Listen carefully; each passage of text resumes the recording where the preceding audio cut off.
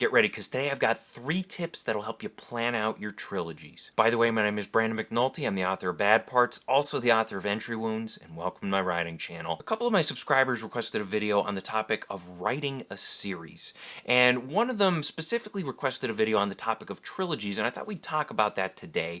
I have 3 specific tips for you, and these are basically simple tips that'll help you when brainstorming a trilogy, trying to figure out where it needs to go, what needs to happen, and how to plan things out. First tip is to know which type of trilogy you're writing. And when I'm talking about type, I'm talking about whether or not each book in your trilogy has its own self-contained story arc. I'm also talking about whether or not the trilogy overall has its own story arc. And for this video, I came up with 3 different types.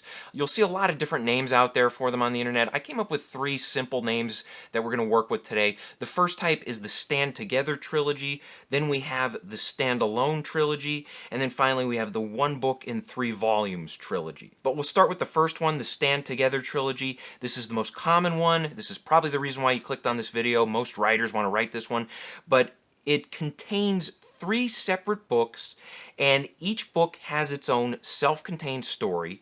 And in addition to that, the trilogy as a whole, it has this overall story arc. Sometimes you'll hear this described as the parent-child arc, meaning that the overall arc, that would be the parent arc, and then each book has its own child arc. I call it the Stand Together trilogy because these 3 books are linked together. They carry over the same characters from story to story. Your main character is going to usually have growth over the course of the trilogy. You're going to have a consistent enemy over the course of the trilogy. If you think about Star Wars, you have Luke growing over the course of the original trilogy, fighting against the Empire in each movie of the original trilogy. The second type of trilogy is the Standalone trilogy. This is where each book within it has its own self-contained story arc, but the trilogy overall does not have a story arc. There's no parent arc here. They're just 3 different child arcs. These stories, they're probably going to be loosely connected. They might have the same main character, they might have the same setting, but they're not going to continue the story, or they're not going to make a good effort to continue the story from book 1 all the way to book 3. And some examples of these would be the Indiana Jones trilogy, the Die Hard trilogy. These movies, you could jump into any one of them and have a pretty good idea of what's going on. You don't need to follow things from the beginning. You could just pick up Temple of Doom without ever watching Raiders of the Lost Ark, and you could still have a good time. And the final type is the One Book in 3 Volumes trilogy. This is when somebody writes a very, very, very long book, and it's so long that it has to be cut down into 3 parts. It's what happened with Lord of the Rings. Basically, Tolkien, he wrote out Lord of the Rings. It was super long, and the publisher told him, hey, you have to cut this down, cut it down into 3 books. Essentially, what you have here is you have one big trilogy arc, one big parent arc, but there are no self-contained stories within it. Tip number 2 for writing a trilogy is to know the ending of your trilogy before you start. This is a very simple tip, but it's also very important, and a lot of writers neglect to do this. They don't want to think about the ending, but if you're taking the time to write out a large trilogy, especially one that has that overall trilogy arc, you need to know the ending. And I'm not saying you have to know it in great detail. I'm just saying you need to know whether or not the hero wins or loses, whether or not the hero lives or dies. We need to know the outcome of the overall trilogy before we start, because it makes everything a lot easier once you get into the structural part of figuring out what your story is going to look like. And tip number 3 is trilogy structure. And this applies to the Stand Together trilogies that I mentioned, those ones where you have the parent arc and you then have the 3 child arcs as well.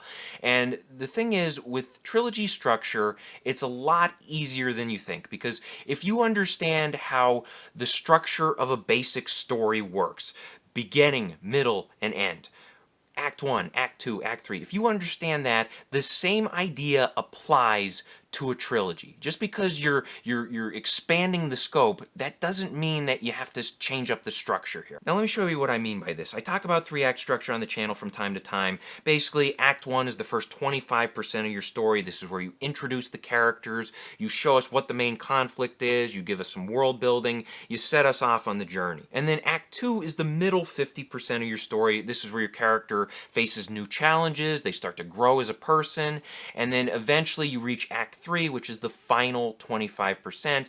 This is the final confrontation between the hero and the villain. It decides the outcome of the story. So that's the structure of a self-contained story. That's what the structure of book 1 is going to look like. Same with book 2 and book 3. They're all going to have that basic 3-act structure. Now, when we're thinking about the parent arc or the overall trilogy arc, the same idea applies here. You have the beginning, the middle, and the end. But Act 1 in this case is going to be book 1. And Act 2 in this case is going to be book 2. And then of course Act 3 is going to be book 3. Now essentially what this means is that each book in your trilogy is going to be doing double duty. It's going to be telling a self-contained story, and it's also going to be contributing to that overall trilogy arc. Book 1 is going to set up the conflict for that individual story and also for the overall trilogy. So for example, in the original Star Wars movie, the external conflict is all about destroying the Death Star. It's about getting the data tapes, finding a way to destroy the Death Star, and then executing the plan. Now, in the overall trilogy, the conflict is about destroying the Empire. And both of these conflicts are set up in the original movie. Early on, we learn about the Empire, we learn about the Death Star, we learn why these two things matter, and they carry us from the beginning of the movie to the end of the movie, as well as from the beginning of the trilogy to the end of the trilogy. Another thing to keep in mind here is Luke's internal conflict in the original movie. His internal conflict for that movie is all about him learning to use the Force, learning to believe in something larger than himself. And then for the overall trilogy, his internal conflict is about learning to become a Jedi, learning once again to believe in something greater than himself. Now, book 1 of a trilogy is usually going to end with a character making a choice that pushes them into a new world. If you think about Luke, he starts off book 1 as a farm boy. By the end of it, he becomes a full-on member of the Rebel Alliance. And then book 2 is where we pick things up. We see Luke and how he's adjusting as a rebel. And when you're writing book 2 of a trilogy, you need to remember that yes, it does act as its own self-contained story, but it also must serve as Act 2 for the overall trilogy arc.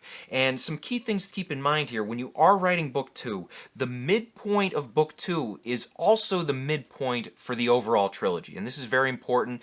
The midpoint, of course, is usually a moment where we get a key piece of information or the hero learns something about themselves that enables them to pursue their goals or enables them to go after the enemy. And here in the middle of Empire Strikes Back, Luke battles with a vision of Darth Vader on Dagobah. He enters the cave, he ends up fighting this phantom Darth Vader. He cuts off Darth Vader's head, and inside the helmet we see Luke. And this is a representation of his potential for going to the dark side. And another big picture thing to keep in mind with book 2 is your all is lost moment. Typically, at the end of Act 2, there's going to be a character death or some great setback that really works against the heroes here. You want it to have major impact in book 2 because, again, it's doing double duty here. So in Empire Strikes Back, the example would be when Han gets frozen in carbonite. And this is a big deal because Han is a major character that we care about. And when he's in danger, it raises the stakes. And then one last thing to keep in mind with book 2 is the break into 3 moment. Sometimes this is called plot point 2. Whatever you want to call it, it usually happens at the very end of Act 2. It's the gateway to Act 3, and basically what happens is the hero obtains some important piece of information that enables them to defeat the villains. And in Empire Strikes Back, that piece of information is when Luke learns that Darth Vader is his father. That's a very valuable piece of information because in Return of the Jedi, Luke uses that info in order to defeat the Emperor. He turns Darth Vader against the Emperor. And we'll wrap things up by talking about book 3 of your trilogy, and this is not just a self-contained story, but also the third act of your overall trilogy arc. And the key thing to keep in mind here is that the third act is all about the confrontation between the hero and the villains. You typically have a lot of action in book 3, maybe some battles, things like that. Another thing to keep in mind here is the different steps of Act 3. You have gathering the team, storming the castle, high tower surprise, digging deep, finding a secret weapon, and then of course making the final choice to defeat the enemy, or maybe you make the final choice and you succumb to the enemy, whatever it is. But the key thing to keep in mind here with book 3 is that when you're wrapping things up at the very end, you want it to have double the impact. You want to be tying up this strong self-contained story as well as the overall story of your trilogy. So I hope this helps. Question of the day: what is your favorite trilogy? Let us know in the comments section below. Thank you guys for watching. If you want to support the channel, please pick up a copy of either one of my books and be sure to leave reviews on Amazon. Bad Parts is great if you like small town horror. It's about people trading away their sick and injured body parts in order to get healthy again. And then Entry Wounds is great if you like thrillers. It's about a guy who picks up a haunted gun and he cannot put it down until he kills 6 people with it. Also, be sure to check out my other videos. Like, share, and subscribe. And as always, remember to keep on writing.